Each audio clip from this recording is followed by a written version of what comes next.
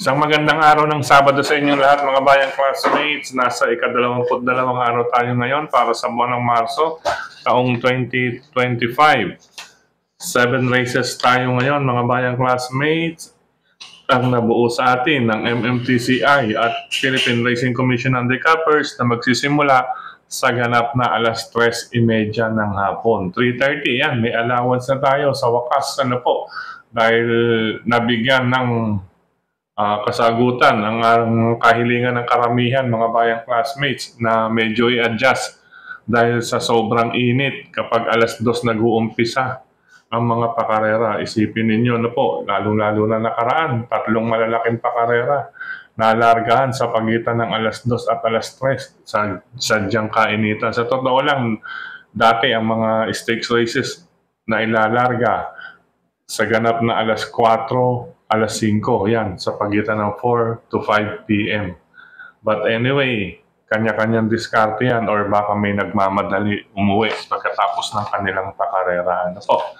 Anyway, tuloy tayo mga bayang classmates sa ating paglilibang sa araw na ito.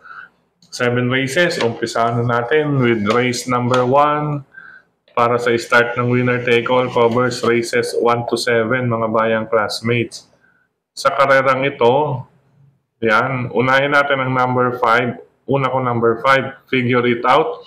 Nasasakay ni Jeffrey Barbosa Bakaykay. Ayan po, latest track record at last 3 runs. Siya po ang may best time.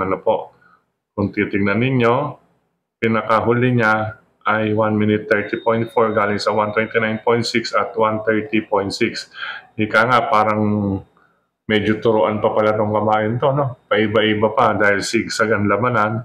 Pero magkagayon man, dahil sa kanyang huling 3 takbo sa aktual na karera, ay siya po ang may latest track record at sa last 3 runs, last 3 outings niya. Kaya siya ang ating unang pamilian. Pangalawang pamilian ko, itong number 6, Alagang King Wash. Ayan. Sa huling takbo niya, 1 minute 32.6, kung titignan naman ninyo, ay napaka-iinam ng mga nakalaban niya. Unang salang niya sa kanyang maiden race, napaka-iinam nun. Kaya siyempre, sabihin natin medyo nag-alalay ito si Alagang King Wash nakaraan sa kamay po ni Arnold Asuncion. Pero nung nabatoran niya mga bayang classmates, meron din po siyang 129.6 na maipangtatapat dito kay Figure It Out. Kaya itong si Alagang King Wash, horse to watch out. Hindi horse to watch, kundi horse to watch out ngayon sa race number 1, Alagang King Wash. Isama ko na rin ang number 7 na si Gemma Bell nito per Garganta. Baka magandang ikilos niya dito sa karerang ito. Ulitin ko po, number 5, Figure It Out, dahil sa last 3 outings, latest run or latest track record, siya po ang may best time. Ayan po. Pangalawa, number 6, Alagang King Wash, malakas na ang unang nasalangan niya sa kanyang maiden race. Pero nung nabatoran niya, meron siyang 129.610 na ipangtatapat kay Figure It Out. Pangsama ko number 7, Gemma Bell. Good luck, karera numero 1 mga bayang classmates. Race number 2 po tayo para sa pick 6, covers races 2 to 7. Halos pangalawa sa huling grupo para sa rating base. Class 5, group 5 points, placers. Ito mga bayang classmates, sosolain ko dito number 5, Red Hawk with Angel Ramos.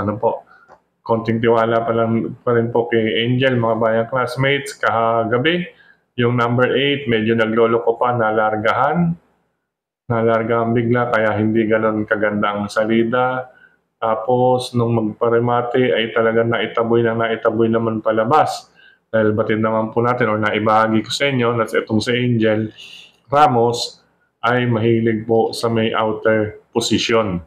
Ayan po mga bayang classmates. Nataboy siya, huli na lang niya naisalida or naisalikwat paloob, papunta sa gitna ang kanyang dalaron sa number 8 na sakay niya. Ngayon, yung isa pa niyang sakay, si Apollo naman, ay ganun din. Naipadpad dahil talagang gusto nito ni Angel ay nasa labas lamang po. Pero sana, mabigyan din ng lakas ng loob itong si Angel na pumagit naman lang pagdating sa labanan. But anyway, balik tayo dito sa race number 5. Kaya ako sosolohin dito, bukod sa kaunting tiwala kay Angel, dahil sa last 4 outings, siya po ang may mga best time, or sa average ng last 4 outings, mga bayang classmates. May 30 bilog ang kanyang si Red Hawk kumpara sa kalaban. May 3 bilog dahil yung iba, tig-iisa lang at yung iba naman ay wala po dun sa pinaka-time na binabantayan natin. Ayan po. Ayan, mga bayang classmates. At isa pang karagdagan, ayan po, positive time ay kanyang weight advantage. Ayan po, ang peso o timbang na dadalhin niya ay 48.5. Tamang bitaw lang, Angel, tamang-tama lang po ang distansya. Red Hawk, medyo mag-media milya ka lang or last 600 meters. Basta pagpasok ng last 800 meters, papasok sa last 600 meters. Tamang bitaw lang. Maluwag naman ang pwesto mo dyan, Angel. Inaasahan ko to mga bayang classmates sa kay na Angel sa race number 2, number 5, Red Hawk. Solo po ako. Dagdag lang kung may kursunada pa kayong iba sa karerang iyan. Good luck po. Race number 3 tayo para sa pick 5 naman. Covers races 3 to 7. Sa karerang ito mga bayang classmates, ayan. Best average track record. Best average track record, ibig sabihin, ayan, kung susumahin, 4 na bilog po siya kumpara sa kalaban. At kung susumahin po, yung average niya, siya po ang best average track record. Number 5, Malibu Bell with Topher Garganta. Maliban yan, ayan po, ay may arrow to the left. Alam naman po natin, yung iba, binabantayan na ito, ang arrow to the left. Ibig sabihin, paumento. From 1 minute 30.2, 1 minute 29.4, 129.2, at 129 sarado. Ayan po, sa latest track record, siya ang best time. Sa average, siya ang best time. Paumento pa, mga bayang classmates, kaya pwedeng suluhin din pala ito, no? Ayan po, race 1, 2, 3, 3-5, mga bayang classmates naglalaro sa ating isipan. Pero dito sa karerang ito, masasabi natin may kalaban siya. Si Malibu Bell. Ito magbibigay ng laban ang number 4 na si Don Lucas with Saddam Pilapil. Dahil mga bayang classmates, kung ang average nito ay ang huling na itala nito sa katawan ay 1 minute 29, ito naman po may maipang tatapat at 1 minute 28.8. Medyo dito masusubukan si Malibu Bell kay Don Lucas. Okay po, mag-separate na lamang po ng listahan. Pwedeng solo number 5. Pwedeng yung isang listahan ay 2 po upang makasiguro. Race number 3, 5 Malibu Bell at number 4, Don Lucas. Good luck po mga bayang classmates. Race number 4 para sa pick 4 covers races 4 to 7 tayo. Ito na talaga. Kahati ito ng grupo ng mga bida. Tingin ko mas mga bida. Or mas bida pala yung isa, no? Halos biniyak lang upang mabuo ang 7 karera, tingin ko. Pwede naman siguro 12 entries pero pinagsama na lang dito. Pinag-iwalay para maging 2 ang bilang na karera para mabuo nga po ang 7 karera. But anyway, marahil wala pong mga sumali dahil nagsalihan ng last Saturday and Sunday. Po. Race number 4 po tayo mga bayang classmates. Ayan po. Number 4, Lava Walker with Onald Maldonado. Ayan po, 55.5. Siyempre, ito po, so kanyang mga huling takbo ay showing interest po siya, mga bayang classmates. Ayan, every race shows interest. Ayan, every race shows interest. Sa kanyang huling 4 na takbo, talaga namang nakita natin na inilalaban si Kabayo. Ika nga po, talagang nasa kondisyon ito, si Lava Walker, dito sa race number 4. Kaya pang una sa listahan, Lava Walker with Onald Maldonado. Magbibigay ng laban or banta itong number 5 na si One for the Road na sasakyan ni Jerry Shego Jr. Dahil ang kanyang track record ay hindi rin po pauhuli. Meron din po siya saradong 1 minute 30. Pangalawa sa huli, 1 minute 30. At yung pinakahuli nga, ang latest, 1 minute 30.6. Iyon lamang, depende po sa magiging IRA. Mapapaparehas ito dahil 1,400 meters. Pero kung 1,200 meters mga bayang classmates, babalik ta rin ko yan. Magiging 5-4 yan kung 1-2. Pero sa 1-4, magiging parehasan para sa akin to. Yun lang, inuna ko si number 4 dahil may kasabayan sa harapan at isa pa, may remate at ito po ang may latest track record, si number 4 Labo Walker. Ang tsansa nito, magaan din po ang peso. Ano po? Pero tamang bitaw lang mga bayang classmates. JL Ciego Jr., ikaw ang magiging banta para kay Labo Walker dito sa ika-4 na karera. Ayan po Depende sa IRA at weight advantage naman. Ayan si number 5. Ayan, isama lang kung may iba pa kayong kursunada sa karerang ito mga bayang classmates. Okay po. Good luck, karera number 4. Race number 5 po tayo. Itong huling 3 karera, talagang anybody's race. Pero iba-ibang dahilan. Race number 5, ayan po, bagong akit sa grupo. Number 1, number 2, and number 6. May aking tuloy sa arangkadahan at titingnan ninyo ang track record. Halos maraming bilugan sa kanila. Mga bayang classmates, ito lamang po ang pinakamatuli from 1 minute 26.4. Ang pinakahuli ay 1 minute, may 1 minute 28.8, 1 minute 29 point sarado. Ano po? But anyway, sa karerang ito, anybody's race. Ayan po, because question de la bus group race. Ayan. Magiging anybody's race para sa akin dahil question de la bus group race kung sino ang aakyat ng grupo or talagang mag-i-stay muna dyan hanggang sa makasilip na kababa. Ayan. Dahil po ang kanilang grupo, mga bayang classmates, pag inakyat ninyo or plus 5, sabihin natin ay pwedeng plus 5 lalagpas. Ang susunod kasing grupo rito is 22 to 28. Ayan po, kung bibigyan ng plus 5, maaaring lumagpas ang ilan at maaari namang umeksakto. Ito maganda rin si Sundance pag 1 minute, from 17 plus 5 magiging 22. Ayan po, halimbawa lamang po yan. 17 plus 5 magiging 22, meaning sa 22.8 pag-akit niya, if manalo siya rito, sa susunod na pag-akit niya, hindi siya ititimbang, babalik siya ulit sa grupong ito. Pero sample lang yun Anyway, sa karerang ito, ayan po ang aking mga pamilihan. 5-6, 6-5. Ayan po, number 5. Distant Thunder with Saddam Pilapil. At number 6, Money for Bipani with Jan Sanchez de Ocampo. 5-6 or 6-5 sa karerang ito. Silang dalawa po, bahagyang-bahagya sa race number 5. Ano po? Makibalita na lamang po at magdagdag sa karerang ito para sa ibang mga kalaban. Yung 4 na entries pa mga bayang classmates. Ano po? 5 and 6, 6 and 5, race number 5. Good luck po! Pasensya na, siningit ko lang yung halimbawa, yung example ng diskarte ng connections mga bayang classmates. Ano po? Dahil marunong na rin po silang magbilang ng kanilang groupings. Ano po? Para pag-akyat, sa pag-akyat, halimbawa, manalo, nakaakyat, eksakto po yung bilang, tapos eksakto rin yung bilang. Pag hindi matimbang, makakababa ulit sa grupo. Okay, na pinanggalingan nila. Okay po. Pasensya na po, karagdagang idea lamang po yun. Race number 6, ayan mga bayang classmates, class 5, 6 to 10. Ang klase ng labanan nito ay almost same as race number 5. Meaning, anybody's race, dahil yung iba rito ay medyo question de la bus. Ayan po, dahil medyo may pababaing grupo. Ano po, ang mga kandidato, itong aking 3 pili or pamilian. Ayan, pag oras na hindi ipasok sa unang or makapasok sa unang 3 darating sa finish line, may chance ang makababa po sa class 5, group 5 placer. Pero sa pagkakabayo at sa klase ng record, sila po talagang 3 ang mahusay para sa akin bilang mga pamilian. Ano po? But anyway, ulitin ko, pili ko number 6, Anyare, with Dan Camaniero. Last 2 outings or last 2 runs, siya po ang may best average track record.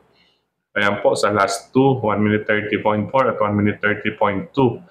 Ayan po, si Anyare bilang unang pamilian. Pangalawang pamilian ko, ito si number 2, Footloose, ni Isaac Ace Lara Aguila. Simple po ang dahilan. Tinesting po ito nakaraan mga bayang classmates. Napanood natin to. Baka dito ituloy ito si Footloose.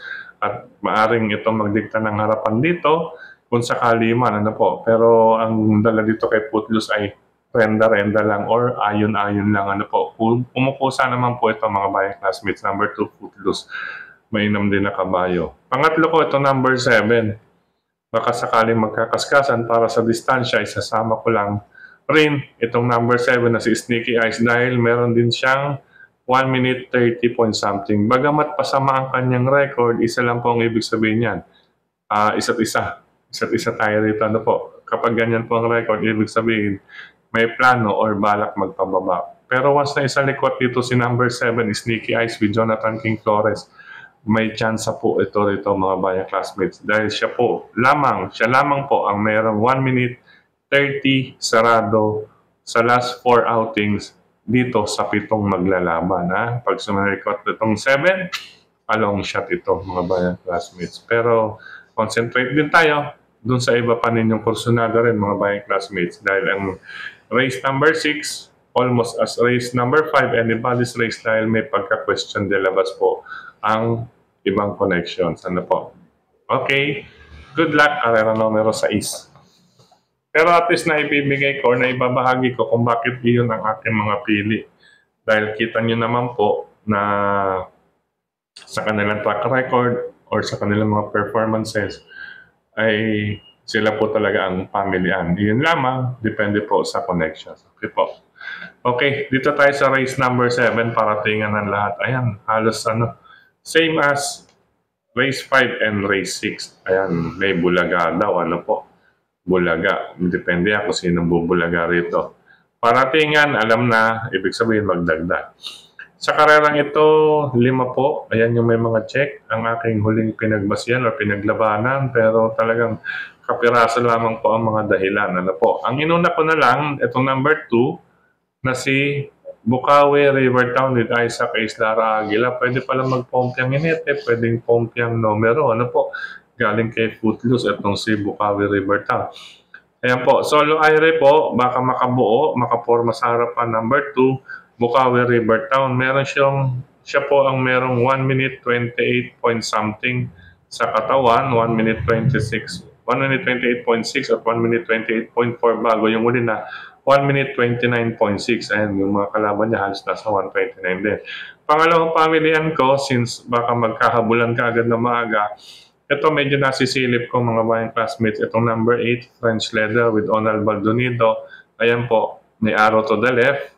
Siyempre, pag may arrow to the left, marami na po nagbabantay niya. Minsan kasi hindi ko na isasama sa listahan, pero nababasa rito sa ating, or nababasa or napapanood dito sa ating edition, ano po, or sa vlog natin. Katulad po ni instant message, hindi natin na ibahagi, pero meron pong arrow to the left iyon. Kaya congratulations doon. Naalala ko muli yung mga nagpasalamat sa DD1, nakatama doon. Number 8, French Letter. Ito si nasisilip pundiado para sa paratingan pa-aumento from 1 minute 32.6 natural barrier trial po yan. Nung isinalang siya sa unang groupings, 1 minute 30.4 after the barrier, naging 1 minute 30.2 at nung uli 129.2. Kung tutuusin, tinalo niya kaagad yung mga latest run. Sa mga latest run, yung iba, mga bayang classmates, siya po ang Ayan po. Ayan. Si Ruby Bell naman, at si Potential, sila po ang may 4 na bilog. Ano po? Ito si Ruby Bell, may 3.29 sa katawan sa last 4 outings niya.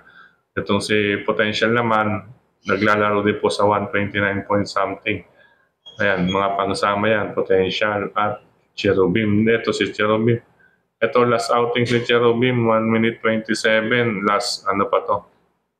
10, ayan, 9:22. September 22 pa pala to, ano po.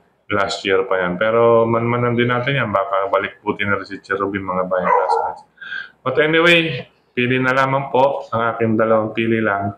Number 2, Bukawi Rivertown. Number 8, ang Silip ang Diado, French Leather. Si Ruby Bell, last 4 outings, siya po ang may latest last 4 average record po. Good luck, karera numero 7. Sa pagkakataong ito muli, maraming salamat sa inyong pagtutok, pagtangkilik, pagsubaybay, higit sa lahat po ang pagtitiwala, mga bayang classmates. Maraming salamat din po sa patuloy na suporta sa atin ni Sir Dennis Gonzales, ganyan din kay Tokayong Frederick Abel, sa lahat ng admins at members ng grupo ng Karerista sa social media. Maraming salamat po sa inyong pag-like, pag-heart, pag-share, pag-comment, at syempre dito sa ating YT channel din mismo. Ano po, hindi ko hawak yung isang cellphone, hindi tayo makabasa. But anyway, mag-message na lamang po kayo dito sa yung mga nanonood sa YT channel. Ay mag-message na lamang po kung nais may ipabati at bukas itutuloy natin yung pabati. Ano po mga bayan classmates. Hello and happy racing. Siyempre sa lahat ng mga bayan karerestart sa lungsod ng Valenzuela sa RTO TV at Mr. Bonjing OTV ni Sir Willie Apan Jr. RTO TV, mga bayan classmates natin dyan. Dito po yan bago mag-SM Valenzuela along MacArthur Highway. At yun naman pong Mr. Bonjing OTV nasa bungad lang Fortune 5, Paso de Blas, near Malinta exit. Ngayon kung matatraffic kayo, kung gusto ninyo magkarera, meron po dyan. Hanapin nyo lamang po. From Malinta exit, hanapin nyo po. Biyahe kayo na ang Fortune 5. Nandiyan po ang Mr. Bonjing OTV. Siyempre sa Caloocan, hello sa mga kagroup. Cap Don Barry Aldi Jr. and Friends. Siyempre, Stanley OTV, Hari ng Yabo OTV, tawag dito. Yung isang OTV pa, sa biglang awa. Scratch OTV, yan, Scratch OTV.